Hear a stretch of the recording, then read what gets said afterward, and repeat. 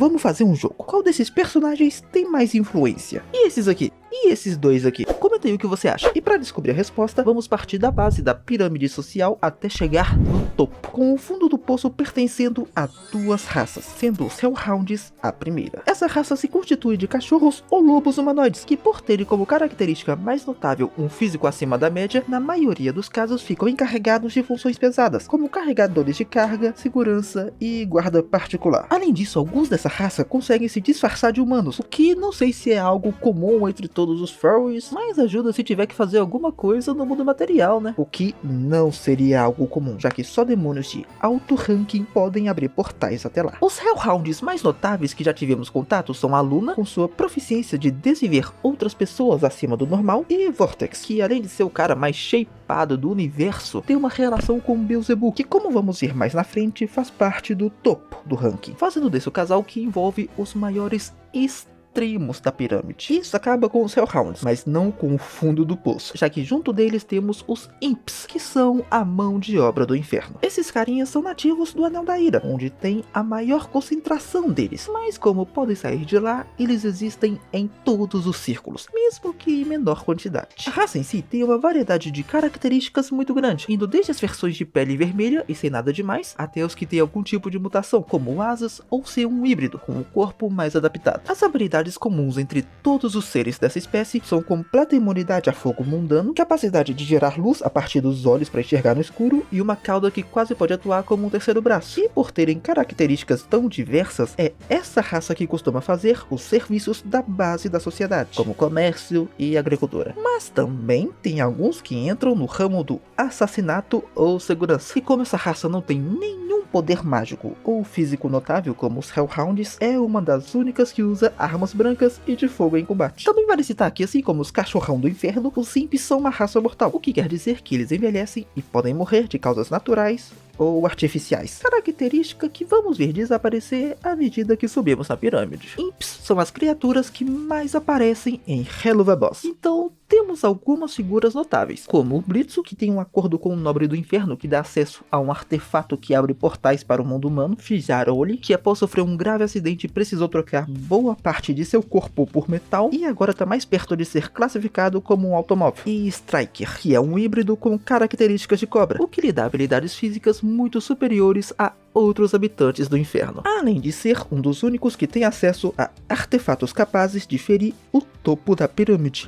Já vamos falar disso, aguenta aí, porque agora vamos sair do fundo do poço e entrar em quem tem pelo menos algum grau de respeito na sociedade, começando com todas as outras raças originais do inferno, tirando as duas que já falei. Esse grupo abrange sucubos, demônios peixe e até diabo que carrega vela na cabeça. Cada um deles tem características únicas, então deve dar para imaginar que nesse grupo tem a maior diversidade. Mas ainda assim não tivemos contato com muitos indivíduos notáveis. Com a Avantika, uma sucubo celebridade que inclusive já fez apresentações no mundo humano, sendo a única que vale a pena mencionar. Mas diferente desse grupo, os pecadores têm muitos membros notáveis. Esses aqui não são que nem as outras raças, já que não consiste de nativos do inferno, mas sim de almas humanas que após a morte física foram julgados como indignos do paraíso e condenados a passar a eternidade no inferno. Mesmo que sejam mais altos na pirâmide, esse grupo é o único que está completamente restrito a uma localização, o que significa que não existem pecadores fora do Anel do Orgulho, que passa por uma situação complicada com a política de controle populacional, onde anualmente um grupo de anjos desce dos céus e passam a faca em todos os pecadores que verem pela frente. Mas em compensação, eles têm habilidades mais interessantes que as outras raças, sendo completamente imortais a menos que afetados por algo específico como armas angelicais ou poder divino, além de terem habilidades de fazer invocações, como a Cherry Bomb, que consegue invocar bombas, ou esse carinha aqui, que tem seus servos ovos. Além disso, alguns pecadores têm uma forma demoníaca completa, que muda bastante a aparência e dá um bom aumento em seus atributos. Cada pecador é único e se manifesta com uma aparência que reflete o que ele fez ou presenciou em vida, como o Angel Dust, que por fazer parte da teia de crimes de sua família em vida, quando morreu, se manifestou com características de aranha. Mas apesar de pecadores serem os mais ferrados na vida, tem uma chance de melhorar, já que acima deles temos os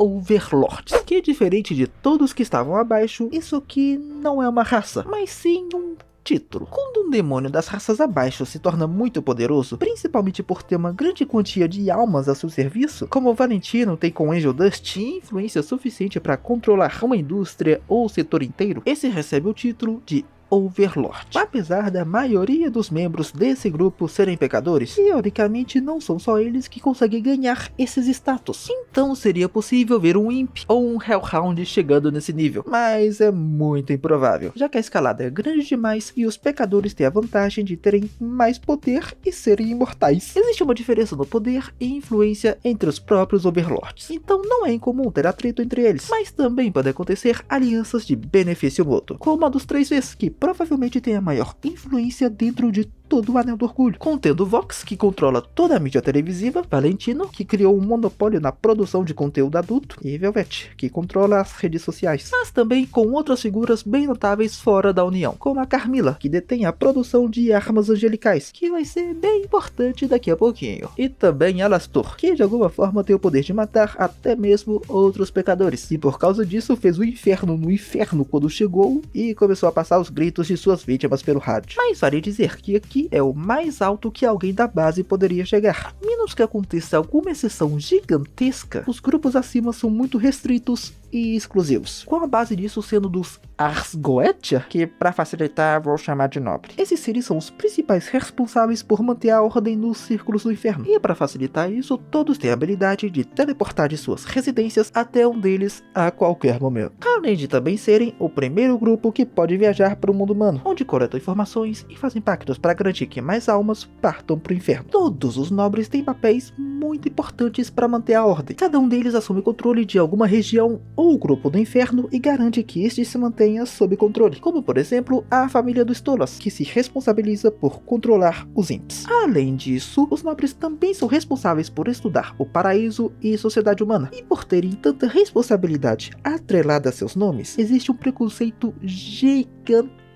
quando qualquer nobre se relaciona com um demônio que seja inferior a ele. Em termos de habilidades, eles têm basicamente as mesmas que um Overlord, só que numa escala ainda maior. Qualquer nobre conseguiria varrer o chão usando a cara do Alastor sem muito problema, além de serem completamente imunes a qualquer tipo de ferimento que alguém abaixo dele tente causar, com a única exceção sendo caso uma arma angelical seja usada. Essas podem acabar matando um nobre, mesmo se portadas por um imp. De ser notável nesse grupo temos o Stolas, que tem um acordo com um imp, onde em troca de algumas atividades, o nobre secretamente permite que ele use o Grimório para viajar até o mundo humano e fazer seu serviço de assassino de aluguel. Mas já deu de falar da nobreza, porque agora chegamos nos peixes grandes de verdade, com os 7 pecados capitais. Esse grupo reúne os 7 principais e mais poderosos demônios de todo o inferno. Cada um deles se encarrega de dominar e controlar um dos 7 círculos. Até o momento já vimos 4 deles: Beelzebub, da gula, Asmodeus, da luxúria, Mammon, da ganância e Lúcifer do orgulho, que é um caso à parte. Além disso, temos mais 3 que ainda não conhecemos, sendo Leviatã, da inveja, Belpegor, da preguiça e Satã,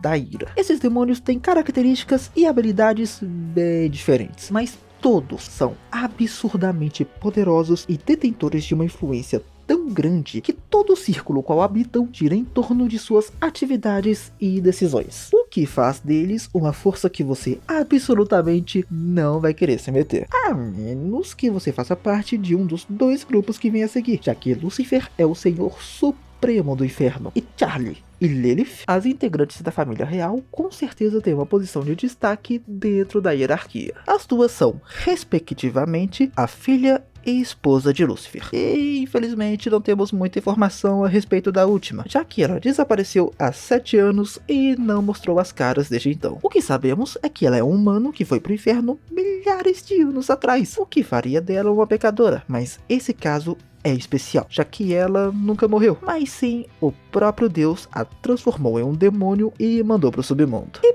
Provavelmente por causa disso, que diferente dos outros pecadores, ela consegue ter filhos e sair do Anel do Orgulho. Não se sabe nada da reputação dela entre as pessoas do inferno e quais são suas atividades, mas se supõe que tem alguma relação com Alastor, já que ele também sumiu 7 anos atrás e voltou recentemente para ajudar Charlie com seu hotel, que by the way é potencialmente o segundo demônio mais poderoso do inferno, já que parte do traço angelical de Lúcifer tá no seu sangue. Mas apesar de ter todo esse poder e estar no topo da hierarquia, ela não é tão temida ou respeitada quanto um pecado capital seria. O que é graças à sua ideia vista como ridícula de redimir pecadores para que possam deixar o inferno e viver no paraíso. Além de também ter sua personalidade gentil, amigável e amena, que não é muito valorizada nessa sociedade distorcida. Em termos de características especiais, ela não mostrou muitas. Tem os seus cabritinhos que conseguem virar uma montaria muito louca e provavelmente é invulnerável a qualquer tipo de dano como os outros demônios de alto ranking, além de ter uma forma demoníaca completa. Mas tirando isso, ainda não vimos o que ela pode fazer ou qual seria o potencial dela. Mas ainda assim, essas duas não são peixe pequeno não. O posto de família real tá acima de todos exceto Lúcifer, o fundador do inferno e um anjo caído, o que faz dele o único que vive nesse lugar, além da Charlie, que tenha poderes angelicais, que apesar de não ser muito claro o que seriam, com certeza não é qualquer coisa. Lúcifer é quem controla o Anel do Orgulho, o único onde existem pecadores, e sua influência dentro dele é absoluta, sendo ele quem aceitou o acordo que deu início ao extermínio anual feito pelo paraíso. E não importa quanta insatisfação isso gere, nenhum pecador ou overlord teria influência suficiente para mudar a situação. Em termos de habilidades, Lúcifer é disparado o demônio mais poderoso. A lista de habilidade deles é bem grande, mas não estamos falando sobre isso aqui. Mesmo sendo o Lorde do Anel do Orgulho e Senhor Supremo do Inferno, é incerto o quão respeitado ele é, já que sua atitude passiva em relação ao extermínio anual com certeza é algo que desagrada muitos demônios, mesmo que esses não tenham poder para fazer nada a respeito, além dele parecer ser alguém muito recluso, o que complica ele se envolver nas atividades do inferno e ser reconhecido por isso. Lúcifer, apesar de estar no topo da pirâmide, não parece ser alguém vital para o funcionamento da sociedade. As coisas, pelo menos fora do Anel do Orgulho, parecem funcionar bem o suficiente sob controle dos pecados capitais e da nobreza. Mas isso não muda o fato que Lúcifer é o manda-chuva supremo nessa parada. Agora sim passamos por tudo. É isso. Tchau.